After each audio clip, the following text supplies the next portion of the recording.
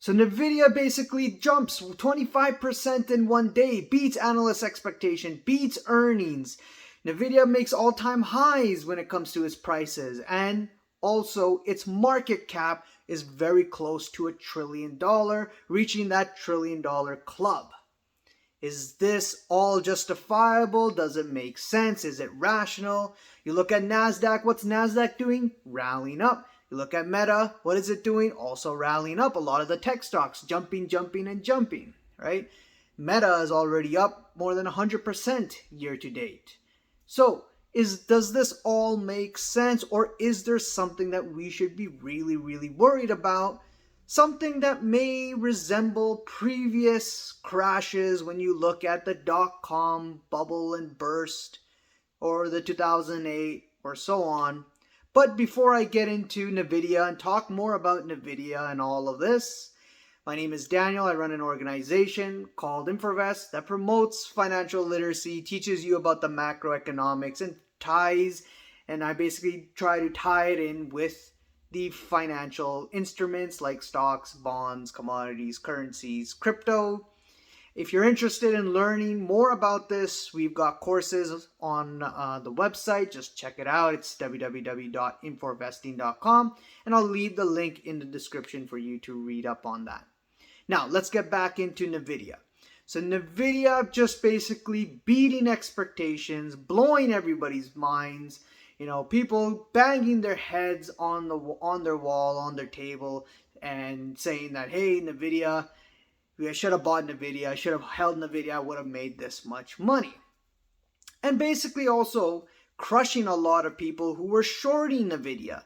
Everyone was saying that Nvidia is going to hell, Nvidia is coming completely down, yet you see the complete reverse, and probably crushing a lot of people who were short. But now with Nvidia reaching to the $1 trillion mark, or close to it, does this make sense to be chasing tech stocks? Does it make sense? Or does it mean that, hey, you know, this recession or this crash that everyone's expecting, it's not really going to come and everything's fine? Is that the message that we're supposed to read from the markets? Or is this the markets just being irrational? Well, let's talk about valuation a little bit here. Let's compare Nvidia with the semiconductor index. Let's look at some of their ratios and see what comes out from there. Now, let's start with the price to equity ratio, the PE ratio. PE is a gauge where you can kind of get an idea what valuation will be like for a stock. Warren Buffett likes to use this indicator. If you're a value investor, you'll probably like to look for PE ratios that are less than 15 or less than the industry value, and you may go after stocks that meet that criteria. Now, when we look at the PE ratio here for Nvidia, it's sitting at 202 times, and the multiple for the industry in the semiconductor index is 24x. So 202 versus 24x, that is insane, right? And if you look at its past history of PE ratios for Nvidia, every time it jumps above the 50x or reaches to the 50x or higher, we see it reverse really, really, really rapidly. It basically comes back to more normal levels around, let's say, 30 or 22x. Basically comes back close to the semiconductor index number, which is sitting right now at 24x. So the fact that everybody's been trying to short Nvidia and has been clobbered by that trade, and now that Nvidia's PE ratio basically goes above 2000 height back in the dot-com bubble, right? If you look at Nvidia's PE ratio back then, it was sitting around 145. It basically beats that, goes above that to levels of 202. If there is one way to explain overvalued or high prices, this is how you explain it. This is how you look at it, that the PE ratio on Nvidia basically goes way above the dot-com bubble in 2000, which is very concerning in my opinion. Which I think there should be a price reversal in Nvidia. The only question is when or how long will that happen? And just like, I tell people, this is not my quote, but basically markets can remain irrational longer than you and I can remain solvent. So that could mean that, hey, prices can still continue to go higher and higher and higher, even though you may not agree with it. Or if you do, okay, well, good luck. But if you don't, then, markets can remain irrational longer than you and I can remain solvent. And if you try to short this damn thing, who knows, you may even blow up. Right? But 202 times its earnings, it's trading 202 times its earnings, is very crazy to think of. Now, when we look at the price to book ratio, the ratio for the index, the semiconductor index, 4.7 times. And for Nvidia, again, breaks records higher than 2000 dot-com level, sitting around 43x, 43 times. Now, the price to cash flow, what's interesting here is the highest level according to the data that I have so far was 2005, which was sitting around the 150 times, and it's approaching that level where it's sitting at 141 times. And the industry, semiconductor industry, is sitting around 18 times. Now, here's a very interesting one, price to sales. Now, price to sales back in 2000, the highest during the dot-com bubble was 12 times, 12x.